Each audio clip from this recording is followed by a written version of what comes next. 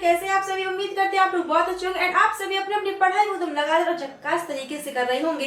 This is Jyoti and welcome you all to today class. तो आज का टॉपिक है हमारा कैकेयी का अनुताप, मोस्ट इंपोर्टेंट चैप्टर है। इस चैप्टर से आपके पर ईयर इस चैप्टर से आपकी व्याख्या पूछी ही जाती है।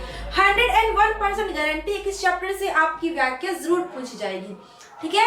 और ध्यान रखिएगा इस चैप्टर से जो कंफ्यूजन है ना वो स्टार्टिंग से ही एकदम शुरुआत हो जाती है। स्टार्टिंग से चैप्टर में कंफ्यूजन आ जाती है क्योंकि चैप्टर के नाम के आपको क्या मिलता है, 1 मार्क्स मिलता है। आपको पता होगा संदर्भ लिखने के लिए आपको 2 मार्क्स मिलते हैं, जिसमें से आपको जो एक चैप्टर मतलब 1 मार्क्स होता है वो आपके चैप्टर के नाम का होता है और 1 मार्क्स आपके कवि या फिर लेखक के नाम का होता है। तो जो चैप्टर का नाम है वो कैकेयी का अनुताप, मतलब ताप पहले आता है, आप पाप बाद में आता है। लेकिन कभी कभी कंफ्यूज हो जाता है कि अनुपात या फिर अनुताप है।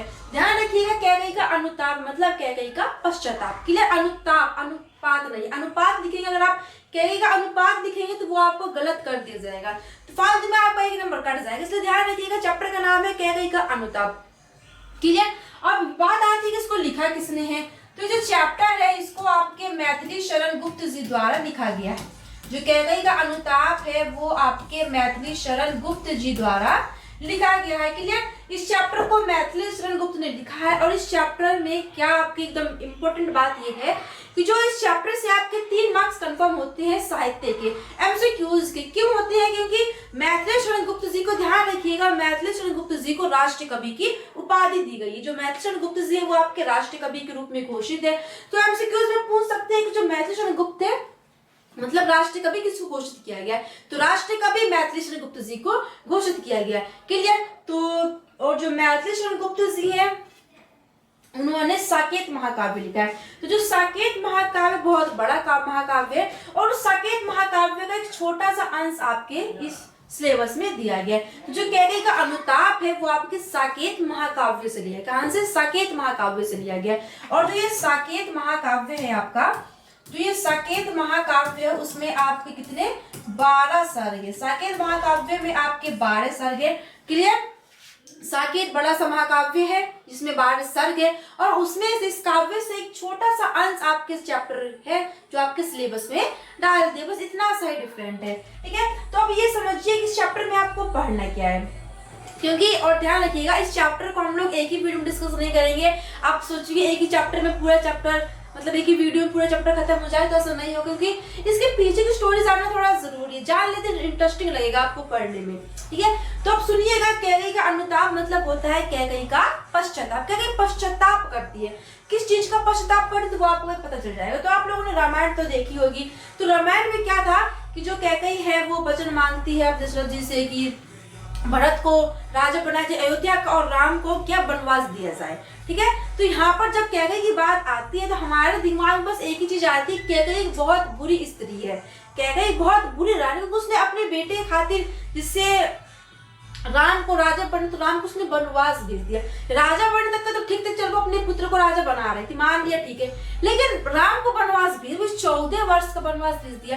तो क्या लगता है कि बहुत ही बुरी रानी है। लेकिन ध्यान से सुनिएगा, हमें बोलते हैं ना कि जो होता है वो दिखता नहीं है, जो दिखता है वो होता नहीं है। तो वैसे ही जो सारी की सही रचना थी ना कि राम वनवास जाएंगे, कैकेयी वरदान मांगेगी, तो ये सारी की सारी जो गलती थी वो हमारे भगवान,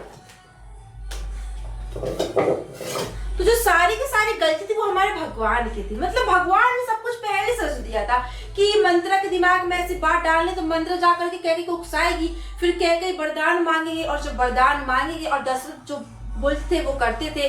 बोलते ना कि रघुवंश जो प्राण जाए पर वचन न जाए, तो मतलब प्राण चले जाए लेकिन वचन नहीं जाने चाहिए।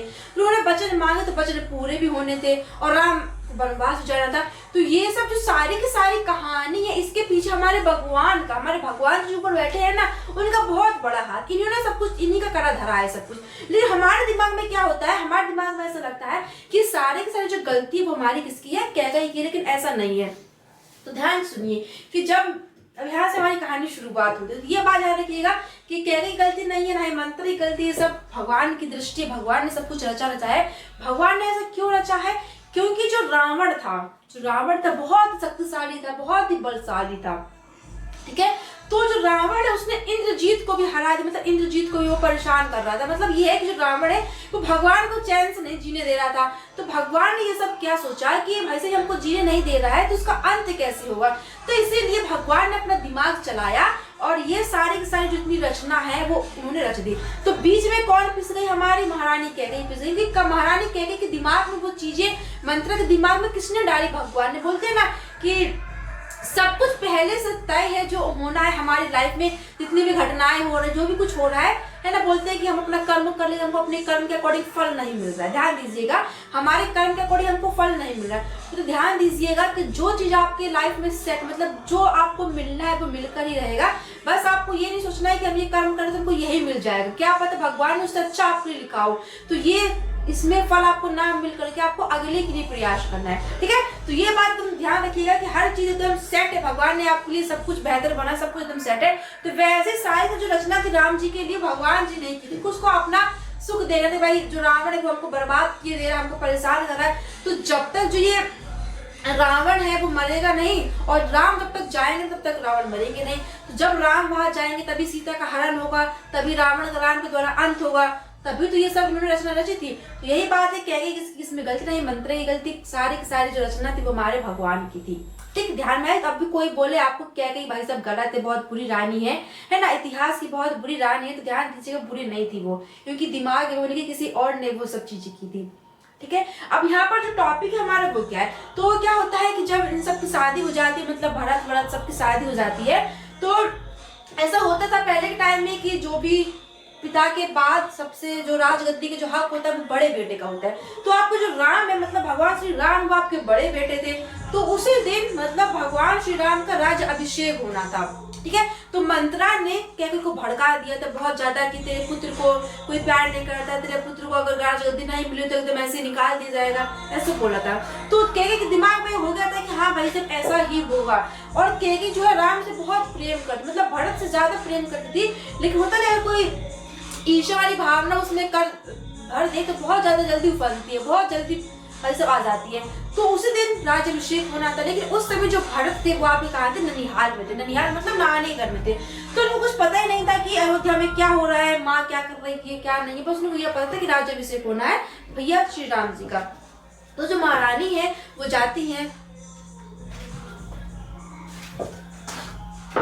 तो जो महारानी है वो जाती है दशरथ जी के पास और उनसे वचन मांगती है कि पहला वरदान तो ये है कि आप राम को राजा ना बना करें, मतलब राम का राज अभिषेक ना करें, कि आप भरत का राज्य अभिषेक कीजिए, मतलब भरत इस राजगद्दी पर बैठेगा, भरत इस अयोध्या का राजा बनेगा, बल्कि राम नहीं बनेगा। लेकिन अयोध्या वासी खुश थे कि राम बनेगा, कि राम भाई सब पहले पुत्र थे और बड़ा पुत्र ही बनता है राजा। तो सब लोग एकदम खुश थे कि राम बनेगा। तो ठीक है भाई सब जो राजा दशरथ उन्होंने हाँ कह दी कि परंपरा थी कि प्राण जाए पर वचन न जाए, पहला वचन तो ठीक है। लेकिन भगवान की भाई सृष्टि तो कुछ अलग, भगवान ने तो कुछ और रचा था। उनको यह मतलब नहीं था कि भरत राजगद्दी पर बैठे, राम बैठे, कोई भी बैठे, कुछ मतलब नहीं। उनको यह मतलब था कि राम कैसे भी करके वनवास जाए और वनवास जाने के रावण का अंत करे। तो राजगद्दी तो भरत को मिल जाना ठीक है, लेकिन अब कैकेयी के मन में ये आया, अब कैकेयी ने ये सोचा कि राजगद्दी मिल जाएगी ठीक है, लेकिन राम वनवास जाएंगे ये कैसे होगा, क्योंकि जब तक राम वनवास नहीं जाएंगे तब तक रावण का अंत नहीं होगा। तो उन्होंने दूसरा जो वचन था राम को वनवास जाने के लिए, वो इसलिए मांगा था कि जब भरत राजा बनेगा तो जनता को ये ना लगे कि मतलब राम भी वही है, राम को नहीं बनाया भरत को बना दिया है, मतलब सब लोग राम को देखेंगे नहीं तो उनको इतना लगेगा भी नहीं। ठीक है, तो इस तरीके से जो राजा दशरथ है वो राम को ऐसे बोलते हैं, मतलब कैकेयी बोलती है, तो राम जो है अपनी पत्नी के साथ और लक्ष्मण के साथ अयोध्या से वापस चले जाते, कहाँ वनवास चले जाते। अब यहाँ पर इनके पिताजी की मृत्यु हो जाती है, वो दुख के कारण कि राम चले गए हैं वनवास में, की मृत्यु जाती है। तो मृत्यु का जो संकेत, मृत्यु का जो समाचार है वो दूत मतलब जो नौकर चाकर होते हैं उनके द्वारा किसको पहुंचता है, भरत को पहुंचता है। तो जो भरत सिंह है उन्होंने अपने प्राण त्याग दिए हैं। ठीक है, अब जो भरत है वो घर आते हैं, राम और लक्ष्मण किसी को वो देखा नहीं पाते हैं। ठीक है, तो वो जो भरत है उनको बताते हैं कि ऐसा ऐसा हुआ, तो उनको अपनी माँ के ऊपर गुस्सा आता है कि माँ भाई से वैसे कैसे कर सकती है। अब उनको ये लगता है कि जितने भी अयोध्या वासी के लोग और राम भैया हैं, लक्ष्मण भैया हैं और जो माता सीता था उनके जो भाभी थी वो सब ये सोच रहे होंगे कि भरत ने ही ऐसा ही कहा है, क्योंकि जिसको हम राजगद्दी पर बैठा रहे हैं तो हमको यही लग रहा है भाई इसी ने कहा होगा तभी इसकी माँ ने ऐसा बोला है। तो वो ये गिल्टी फील करते कि इनको ऐसा लग रहा है कि मतलब सबको लगेगा कि मैंने किया है। तो वो भरत जाता है कहाँ, वनवास जाते हैं भरत किसको, राम को मनाने के लिए। अब यहाँ पर जो कैकेयी उसको पश्चाताप होता है कि वो ऐसे कैसे कर सकती, वो प्रेम इतना करती थी राम से लेकिन ऐसे कैसे कर सकती, वो उसको वनवास कैसे भेज सकती है। ठीक, तो यहाँ पर वही दृश्य दिखाया गया है कि जब वनवास चले जाते तो भरत बताने जाते कि ये सब मेरी गलती नहीं है और आप भैया वापस लौट चलो। और कैकेयी अपना पश्चाताप करने जाती है कि माफ कर दीजिए गलती हो गई है अपने पुत्र से, है ना, पश्चाताप करने जाती है। तो यह दृश्य बताया गया है कि जब भरत सहित अयोध्यावासी श्री राम जी को जाते हैं वनवास में मनाने के लिए। ठीक, तो वही से स्टोरी लिखी गई है। तो देखिए क्या लिखा है कि प्रस्तुत काव्य पंक्ति में राष्ट्र कवि मैथिली शरण गुप्त द्वारा रचित साकेत महाकाव्य से अपहृत की गई है। वीर छात्रा ने कैकेयी अपने किए पर पश्चाताप करके गोमती गंगा के समान पवित्र हो गई है। कैकेयी भरत के साथ राम को हटाने के लिए वन में गई, वह अनेक प्रकार से श्री राम को वन से अयोध्या वापस चलने का प्रयास करती है। मतलब अब वो पश्चाताप करने जा रही हैं कि ये मेरी गलती है, अब तुम वापस घर लौट चलो। और भरत चाहते हैं इसलिए कि भैया वापस आ जाए और वो अपना बता पाए कि ये इसके पीछे मेरी कोई वो नहीं है, मैंने माँ को नहीं उकसाया था कि आप ऐसा ऐसा करो, भैया को वनवास भेज दो, मुझे गद्दी प्राप्त हो जाए, ऐसा नहीं था। ठीक है, तो वही बात है कि जब अयोध्यावास जाते तो बोलते हैं कि भरत सहित अयोध्यावासी पहुंचने के बाद, ठीक है, तदंतर मतलब होता है उसके बाद, तदंतर मतलब होता है उसके बाद या फिर उसके पश्चात, बैठी सभा उटज, उटज मतलब होता है कुटिया के, उटज मतलब क्या होता है कुटिया। तो बोलते हैं कि भरत सहित अयोध्यावासी का वनवास पहुंचने के पश्चात राम जी की कुटिया के आगे सभा बैठाई गई। मतलब वनवास में राम ने कुटिया बनाई जिसको पंचवटी के नाम से बोलते हैं, पर्णकुटी बोलते, सॉरी पंचवटी नहीं पर्णकुटी बोलते हैं आई थिंक। तो उनकी कुटिया के आगे सभा बैठाई गई। तो नीले बितान के तले दीप बहुत जागे। नीले बितान मतलब क्या होता है, नीले मतलब होता है नीला, बितान मतलब आकाश, तो बितान का मतलब आकाश होता है और तंबू टाइप को, तंबू मतलब मंडप टाइप का होता है। तो बोलते हैं कि उस वातावरण को देख, उस सभा को देख करके ऐसा लग रहा था जैसे नीले आकाश रूपी, तले मतलब नीचे, दीप मतलब दीपक, और मतलब बहुत सारे, जागे मतलब जाग रहे थे। उस सभा को देख करके ऐसा लग रहा था कि भरत सहित अयोध्यावासी के वनवास में पहुंचने के पश्चात श्री राम जी कुटिया के आगे सभा बैठा है। तो उस सभा को देखकर कैसा लग रहा है जैसे नीले आकाश रूपी मंडप के नीचे बहुत सारे तारे के दीपक जगमगा रहे हो, टकटकी लगाए नए शुरू के थे। शुरू मतलब होता है देवता। तो जो देवताओं की जो नजरें थी, देवताओं की जो नींद थी ना, वो टकटकी लगा, मतलब एक टक नजरों से, मतलब ना घूर के देखना बोलते, जिसको घूर के देखना बोलते ना, तो टकटकी लगाया था, बिना पलक को झपकाए हुए वे उस सभा को देख रहे थे। ठीक, जो देवता गण नीचे सभा बैठाई गई थी पृथ्वी लोक पर, ठीक, और जो देवता गण थी वो ऊपर से उस मीटिंग को देख रहे थे। बाकी जो लोग मीटिंग करने आए थे वो ऊपर से उस मीटिंग का देख रहे थे कि उस मीटिंग में कौन कौन है, उस मीटिंग का रिजल्ट क्या होगा, क्या क्या उसमें बातें हो रही है। ठीक, जो देवता गण की जो नेत्र थी टकटकी अर्थात बिना पलक झपकाए वो उस सभा को देख रही थी। परिणाम उत्सुक मतलब होता है उस सभा के परिणाम को जानने के लिए उत्सुक। भया मतलब होता है भय से, आतुर मतलब होता है डरे हुए थे। और जो देवता गण थे उस परिणाम को जानने के लिए उत्सुक भी थे और कहीं ना कहीं वे इस परिणाम को जानने डरे तो मतलब उत्सुक थे और कहीं ना कहीं वो इसलिए डरे हुए थे कि कहीं जो श्री राम वापस अयोध्या न लौट जाए और हमारा जो भी किया धरा है वो सब फ्लॉप, मतलब जो हमारा प्लान है वो एकदम खराब ना हो जाए। क्योंकि उन्होंने क्या बोला था कि ये वनवास मतलब वनवास तो वो चले गए लेकिन अब ये तो भाई सब मनाने के लिए आ गए हैं, तो कहीं वो मान करके वापस अयोध्या न लौट जाए। तो वो उत्सुक भी थे कि क्या अयोध्या वापस जा रहे हैं और डरे हुए भी थे कहीं अयोध्या वापस न जाकर अयोध्या वापस चले जाएंगे तो रावण का अंत कौन करेगा। तो यही है कि देवतागण के जो नेत्र थे वो टकटकी लगाए हुए देख रहे थे किसको, सभा को, और वो सभा के परिणाम को जानने के लिए उत्सुक थे। और परिणाम में जो क्या बोलते हैं भगवान श्री राम वह भरत के कहने पर अयोध्या वापस न आ जाए तो उससे वे डरे हुए भी थे। क्लियर, लिखा है उत्फुल्ल करौंदी कुंज वायु रह। करौंदी कुंज मतलब क्या होता है, कुंज मतलब होता है बगीचा, करौंदी मतलब होता है करौंदे का। करौंदा खट्टा खट्टा होता है, आपने देखा होगा गोल गोल सा। उत्फुल्ल मतलब क्या होता है प्रफुल्लित या फिर खिला हुआ। तो सभा में देखिए रात्रि का समय था, रात्रि में सभा बैठी हुई थी। तो वहां पर जब जंगल है तो जंगल में पेड़ पौधे होंगे, बड़े बड़े वृक्ष भी होंगे। तो वहां पर बगीचा लगा हुआ था किसका, करौंदी का बगीचा लगा हुआ था।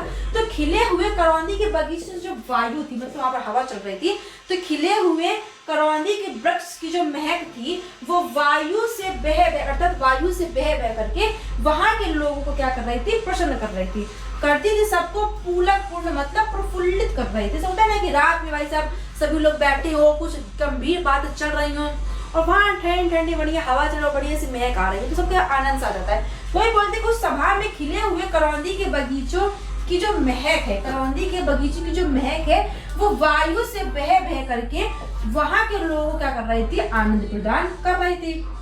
और आगे लिखा है, वह चंद्रलोक था कहाँ चांदनी वैसी, कि वह चंद्रलोक था कहाँ चांदनी जैसी, कि उस समय जैसी चांदनी छिटकी हुई थी। उस सभा में रात्रि के समय जैसी चांदनी छिटकी हुई थी, वैसी चांदनी किसी अन्य और जगह पर नहीं थी। कि जिस जैसी चांदनी आज उस सभा पर, मतलब जब सभा बैठी थी तो रात्रि में चांदनी छिटकी हुई थी, तो वैसी चांदनी कभी चंद्रलोक में भी नहीं छिटकी हुई, मतलब इतनी बढ़िया चांदनी छिटकी हुई थी। वही बोलते हैं कि जिस तरीके की चांदनी वहां छिटकी हुई थी, वैसी कहीं और अन्य नहीं थी। तो प्रभु बोले गिरा गंभीर नीर नदी जैसी। तो नीर नदी मतलब क्या होता है, समुद्र। नीर नदी मतलब क्या होता है, समुद्र। तो देखिए क्या होता है कि सारा वातावरण आपका शांत था, कोई बोल नहीं रहा था। यहाँ पर आपकी किसका पर्या, मतलब वहां का जो नजारा था वहां पर इसकी बात की गई है। तो उसी शांत से माहौल में, उसी सभा में जो शांत माहौल था, तो गंभीर समुद्र के जैसी वाणी से प्रभु श्री राम बोले। प्रभु कौन है आपके, भगवान श्री राम है। तो समुद्र जैसे गंभीर वाणी से प्रभु श्री राम बोलते उस सभा में, क्योंकि सभी लोग शांत थे। और उस समय एकदम से अचानक से जो श्री राम जी हैं वो बोल उठते। कैसे बोलते हैं कि प्रभु बोले गिरा गंभीर नीर नदी जैसे, मतलब समुद्र जैसी गंभीर वाणी से प्रभु श्री राम बोले। अब आगे लिखा है कि हे भरत भद्र। भरत भद्र मतलब क्या होता है, भरत भाई। तो यहाँ पर आप ये क्रम याद रखिए कि कौन किससे बोल। यहाँ पर आपको जो राम है वो भरत से बोल रहे हैं। तो बोलते हैं हे भरत भद्र। अब कहो अभिविष्ट मतलब होता है इच्छा।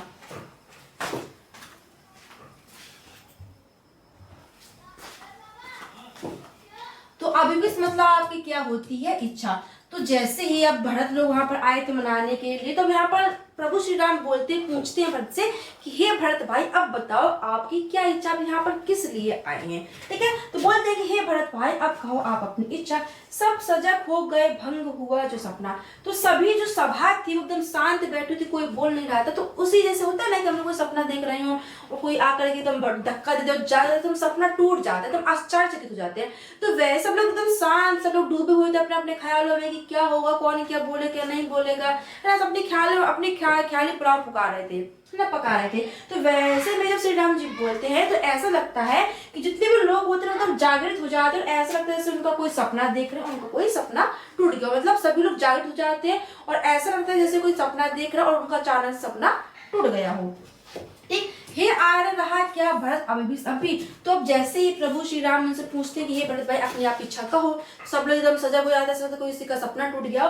तो अपने जो भरत है वो बोलते हैं, किससे, भरत बोलते हैं किससे, राम से, कि हे आर्य मतलब होता है बड़े भाई के लिए बोला जाता है, रिस्पेक्ट के लिए।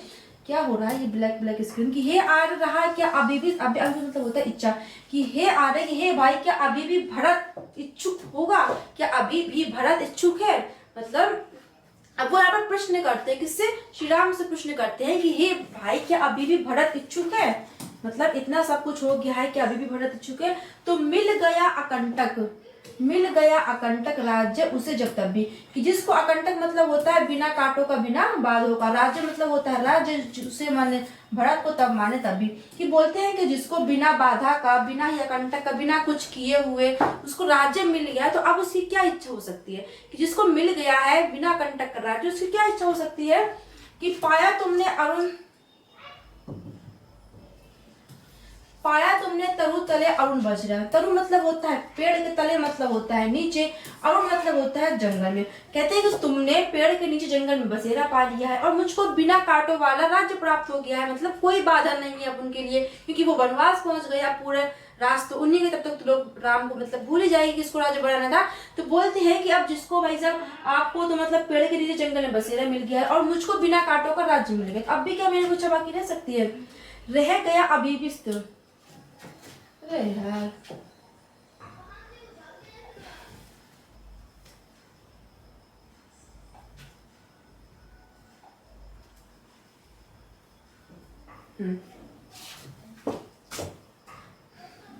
तो बोलते हैं रह गया अभी भी सिर्फ दापी के मेरा, क्या अभी भी मतलब क्या होता है तब भी, कि क्या तब भी मेरी कोई इच्छा बाकी रह सकती है, तन तड़प तड़प कर तब तो त्याग ने तागा। ताग मतलब होता है पिताजी ने, तनु मतलब होता है शरीर, तन मतलब होता है शरीर की। पिताजी ने भी तड़प तड़प कर अपने शरीर को त्याग दिया है। क्या रहा अबीबिस और तथापि अभागा। तथापि मतलब तभी, अभागा मतलब अभागा, अपने आप को अभागा बोलते हैं। क्या अभी भी इस अभागे की कोई इच्छा बाकी हो सकती है। प्रभु श्री राम से वो क्वेश्चन करते हैं कि क्या रहा अबीबिस तथापि अभागा, क्या अभी भी इस अभागे की कोई इच्छा बाकी रह सकती है। हाँ, इसी अयश के लिए जन्म था मेरा, कि हाँ इसी जन्म, इसी अपयश के लिए, अपयश मतलब क्या होता है, बदनामी के लिए, कि हाँ इसी अयश मतलब होता है बदनामी, कि हाँ इसी बदनामी के लिए मेरा जन्म हुआ था।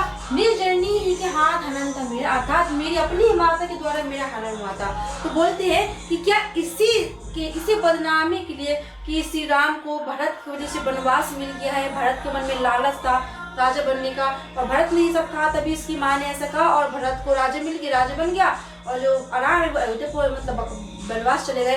तो बोलते हैं क्या इसी बदनारा, इसी अपयश के लिए मेरा जन्म हुआ था, और मेरी अपनी माता के द्वारा मेरा क्या हो गया है, हनन हो गया है। अब कौन अबीबिस और आर्य वह किसका, कि हे भरत, हे आर्य भाई, हे बड़े भाई, कि अब किसकी इच्छा और वह कैसी इच्छा। अब किसके लिए इच्छा और वह कैसी इच्छा।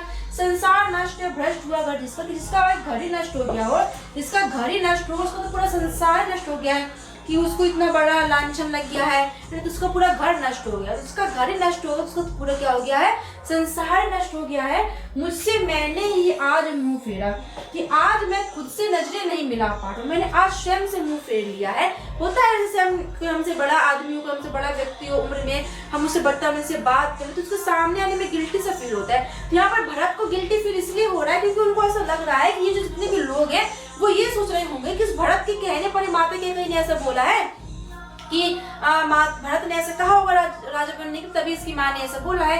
तो उसको गिल्टी फील हो रहा है। जितने भी राम भाई हैं, माता जी हैं, जितने भी सब लोग, जितने अयोध्या वासी हैं, वो सब ये सोच रहे हैं कि इस भरत के कहने, मतलब भरत के कहने पर ये सब हुआ है। क्या कि गलती भरत के कहने पर ये सब कुछ हुआ है। ठीक है, तो भरत यहाँ पर बोलते हैं कि मैंने आज अपने आप से मुंह फेर, मैं आप स्वयं सच नहीं मिला पा रहा हूँ, तो हे आर्य बता दो अभी मेरा। तो हे आर्य, अब आप ही मेरी इच्छा बता दो। प्रश्न करते हैं श्री राम से भरत कि हे आर्य, अब बता दो तुम्हें अभी मेरा, कि हे आर्य अब आप ही मेरी इच्छा को बता दो।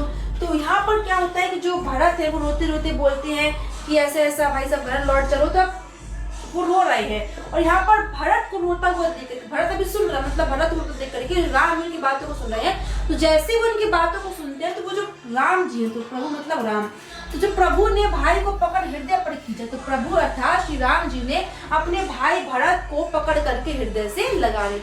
इसको भरत जी है वो रो रहे थे, तो प्रभु ने क्या किया, अपने भाई को पकड़ करके हृदय से लगा ली। रोदन जल मतलब होता है रोते हुए आंसुओं से, रोदन जल मतलब रोते हुए आंसुओं से। सविनोद मतलब होता है प्रेम के साथ, उन्हें फिर मतलब शीश दिया। दोनों भाई रोने लगे थे। यहाँ पर क्या इमोशनल ड्रामा हो रहा था, भरत मिलाप बोलते थे, भरत मिला जैसे कुछ हो रहा था। यहाँ पर वे रो रो कर बता रहे थे, तो बड़े ही प्रेम के साथ उन्होंने हृदय से उनको लगा लिया और रोते हुए आंसू के साथ उनको क्या किया, उनको समझाया, उनको फुसलाया कि ठीक है समझ गया, ऐसा नहीं है कि तुमने नहीं बोला, मैं समझ रहा हूँ कि मेरा भाई ऐसा कर ही नहीं सकता है, लेकिन उनको समझा रहे तुम्हारे इसमें कोई गलती नहीं है भरत। क्लियर। तो जैसा ही अब यहाँ पर राम उनको पकड़ लेते, तो यहाँ पर अब फिर बोलते हैं कि उसके आशय की था मिलने की किसको। तो राम बोलते हैं कि उसके आस्था मतलब होता है गहराई, जन्म जननी जान ना पाए जिसको। तो राम बोलते हैं कि उसके अंदर को, उसके व्यक्ति को कौन जान सकता है कि उसके मन में क्या चल रहा है ना, वो क्या चाहता है क्या नहीं चाहता है, जिसको उसकी माँ ही पैदा करके नहीं जान पाई, कि जिस व्यक्ति को उसकी माता ही पैदा करके नहीं जान पाए कि आखिर वो सच में राजा बनना चाहता था कि नहीं चाहता था, तो उसको और कौन ही जान सकता है। अर्थात यहाँ पर समझ जाते हैं कि इसमें भरत की गलती है नहीं, भरत इसमें कुछ चाहता ही नहीं है, तो समझाते हैं उसको कि तुम मत रो, तुम्हारे इसमें कोई गलती नहीं है। ठीक, तो बोलते हैं कि उसकी आशा की थाह मिली किसको, जनकर जननी जान ना पाए जिसको, जिसको जो पैदा करके उसकी माँ ही नहीं जान पाए, जिसको कौन नहीं जान सकता है। अब यहाँ से आप कैकेयी माता बोलती है, ठीक है। तो अब यहाँ पर भरत और राम जी का बात हो रहा था। अब यहाँ पर जैसे ही जो राम बोलते हैं कि जिसको जननी नहीं जान पाए उसको कौन नहीं जान पाएगा, इतना सुनते ही जो कैकेयी वो बोल चलती है ये सच है तो अब घर लौट चलो तुम। कहती हैं कि हे राम, अगर ये सच है जिसको जननी ही जान नहीं पाई जन्म दे करके, तो अब तुम घर लौट चलो, क्योंकि अगर मैं जन्म तो मैंने दिया है लेकिन मैं उसको जान नहीं पाई कि अगर वो चाहता क्या है। क्योंकि मैं सोच रही थी कि भरत चाहता है कि वो राजा बने, लेकिन मैं उसको जान नहीं पाई, मैंने अपने अकॉर्डिंग सब कुछ कर दिया। ये किसने किया? ये सब कुछ भगवान ने किया है। ठीक है, तो बोलते हैं कि अगर ये सच है तुम घर लौट चलो। चौंके सब सुनकर अटल के ही स्वर को। अटल मतलब होता है स्थिर एकदम, जो अपने बातों से कभी न टले। जो कहा जाता है कि जो कैकेयी रानी थी, जो रानी कैकेयी थी, बहुत ही अटल थी अपने वचनों को लेकर के, और बहुत ही स्ट्रिक्ट टाइप की थी। मतलब बोलते हैं कि जो कैकेयी थी वो महाराज दशरथ के साथ युद्ध भूमि में भी जाती थी। महाराज दशरथ के साथ युद्ध भूमि में भी जाती थी। तो जैसे ही वो कैकेयी बोलते हैं अगर ये सच है, जिसको जनरली नहीं जान पाई जनके, तो आप घर लौट चलो। तो जैसे इस कैकेयी ने ऐसा बोला तो जितने भी लोग थे वह उनकी बातों को, मतलब उनके स्वर को सुनकर एकदम चौंक जाते हैं। सबने रानी की ओर अचानक देखा। तो जितने भी लोग थे वो सब रानी की तरफ अचानक देखने लगते हैं। तो पहले तो राम और भरत का मिलन चल रहा था, सब लोग उनकी तरफ फोकस करते, और जो कैकेयी थी वो शांत एकदम साइड में बैठी हुई थी। ठीक है, तो सब लोग जितने भी लोग, जितने अयोध्यावासी के लोग थे, उनकी जितनी भी नजर थी ना, वो सब एकदम कैकेयी के पास जाते। तो सब लोग एकदम अचानक से कैकेयी को देखते हैं। तो वह धव्य त्रिशान वृत्ता यथा विदुले के, विदु मतलब होता है चांद, त्रिशान वृत्ता मतलब क्या होता है? कोहरे से ढकी हुई। तो जैसे उन्होंने सबने कैकेयी को देखा तो यहाँ पर जो कैकेयी है वो विधवा है। तो विधवा क्या थी? सफेद साड़ी को धारण कर रखी थी, क्योंकि उनके दशरथ जी थे वो खत्म हो गए थे। तो विधवा थी तो उन्होंने सफेद साड़ी को धारण कर रखा था। तो वहां पर क्या था कि चांदनी रात थी, रात का टाइम था, और वह शांत सी बैठी हुई थी। तो जैसे उन्होंने बोला, उनके स्वर को सुनकर सब लोगों ने अचानक देखा तो वह सफेद साड़ी धारण की, मतलब सफेद साड़ी को पहनी हुई थी। तो वह ऐसी लग रही थी, उस सफेद साड़ी, उस विधवा साड़ी के रूप में वह ऐसी लग रही थी जैसे चांदनी को कोहरे ने ढक लिया। जैसे चांदनी कोहरे से ढक जाती है तो लगती, तो वैसे ही वह सफेद साड़ी को धारण किए हुए लग रही थी। जैसे सब लोग उसको अचानक देखते हैं तो जो कैकेयी की स्थिति वो ऐसी लग रही थी, मतलब देखने में वह ऐसी लग रही थी सफेद साड़ी में जैसे कि चांदनी को किसने ढक लिया हो? कोहरे ने ढक लिया, कि जो चांदनी है वो कोहरे से ढक गई हो। बैठी थी अचल तथापि असक्त तरंगा, कि वह एकदम शांत हो बैठी हुई। अचल मतलब स्थिर बैठी हुई थी, कभी ना रुकने वाली, कभी ना स्थिर बैठने वाली जो स्थिति थी, वह आज एकदम अचल मतलब बिना चले हुए एकदम स्थिर होकर बैठी थी। लेकिन फिर भी उसके मन में बहुत सारी क्या थी? तथा मतलब फिर भी उसके बाद भी उसके मन में बहुत सी लहरें उठ रही थी, उसके मन में बहुत सी तरंगें चल रही थी कि क्या कहूँ क्या ना कहूँ, है ना। क्योंकि होता है ना कि जब कोई गलती होती है, गलती करते तो लगता है कि क्या बोले क्या नहीं बोले, कि मान जाए। तो ऐसे एकदम अचानक स्थिर होकर बैठ, लेकिन उसके मन में बहुत ज्यादा क्या तरंगें उठ रही थी, बहुत ज्यादा मन के में विचार उठ रहे थे। ठीक, अब आगे के लिखा है कि वह सिंह ही अब यहाँ गोमुखी गंगा। अब यहाँ पर लोग मन में सोचते हैं कि जो एक समय रानी एकदम सिंह के समान, अर्थात एक शेरनी के समान होती थी, जो रानी कुछ समय पहले एकदम शेरनी के समान होती थी, आज वे गोमुखी गंगा के समान लग रही। गोमुखी गंगा मतलब क्या होता है? गो मतलब होता है गाय, मुखी मतलब गोमुखी गंगा, कि गाय के समान एकदम गाय के समान गंगा लग रही थी। मतलब वह आज जो शेरनी थी कैसे लग रही थी? गोमुखी गंगा के समान लग रही थी, एकदम पवित्र सीधी सादी गंगा के समान वह लग रही थी। तो लोग सोचते हैं कि पहले जो रानी एकदम इतनी, बोल सकते हैं इतनी कठोर थी, है ना, इतनी भयानक थी, है ना, तो आज वह कैसे लग रही है? पवित्र सीधी सादी गोमुखी गंगा के समान लग रही है। तो हाँ, जनकर ये मैं न भरत को जाना, सब सुन लो ये है तुमने अभी है माना। तो कैकेयी बोलती है राम से कि हाँ, मैंने जन्म देकर ही भरत को नहीं जान पाई, मैं नहीं जान पाई कि वो ये चाहता है कि नहीं।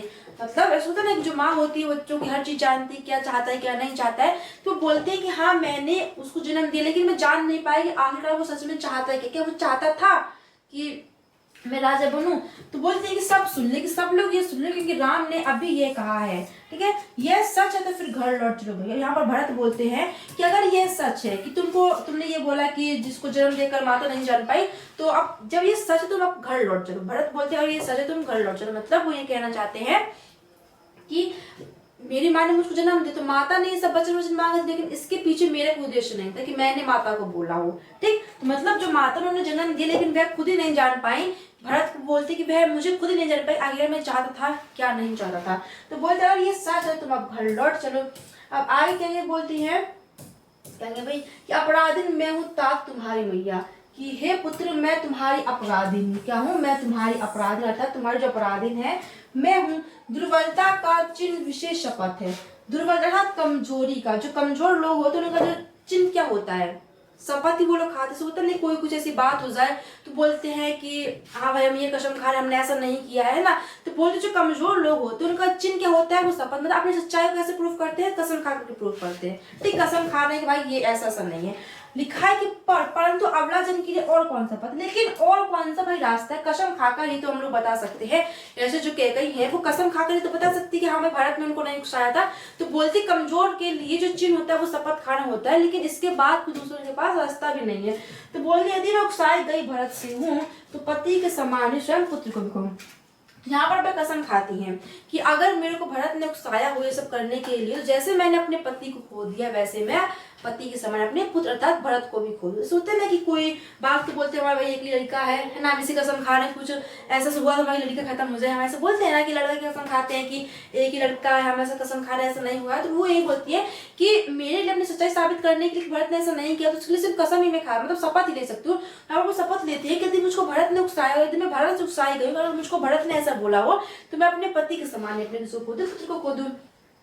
ठहरो मत रोको मुझे कहूं से सुन लो। बोलती है अब कि जो सभा होती है उनसे बोलती है कि तुम मुझको मत रोको, तुम ठहरो, और जो मैं कुछ भी कह रही उसमें कुछ भी सच्चाई कुछ भी तुमको अच्छा ही लगता है तुम उसको सुन लो और उसको चुन लो।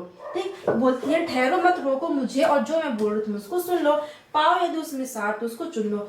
राय भर भी अनुताप न करने पाओ, राय मतलब थोड़ा सा भी, करके पहाड़ सा पाप, करके पहाड़ सा पाप मौन रह जाऊंगी, करके इतना बड़ा पाप करके भी मैं एकदम शांत बैठी रहूं कि मेरी वजह से ही दशरथ जी की मृत्यु हो गई, उनके पति की मृत्यु हो गई, राम को वनवास मिल गया और भरत पर आलंचन लग गया कि भरत ने ऐसा सब किया। इतना बड़ा पाप करके भी क्या मैं एकदम शांत बैठी रहूं? और बोलते कि इतना बड़ा पाप करके क्या मैं इतनी सभी पश्चाताप न करने पाऊँ? तो बोलते कि तुम ठहरो, मुझे अपनी बात कहने दो, मुझे अपनी बात रखने दो, उसमें कुछ भी अच्छा ही पाते तो तुम चुन लो। ठीक, तो यहाँ तक हमारा जो चैप्टर है वो हाफ होता है। इसके आगे का जो चैप्टर है मतलब इस चैप्टर का इतना वीडियो में आज डिस्कस करते हैं, आएगा जो चैप्टर हम लोग नेक्स्ट वीडियो में डिस्कस करेंगे, क्योंकि चैप्टर लॉन्ग है और पढ़ लेना आराम आराम से।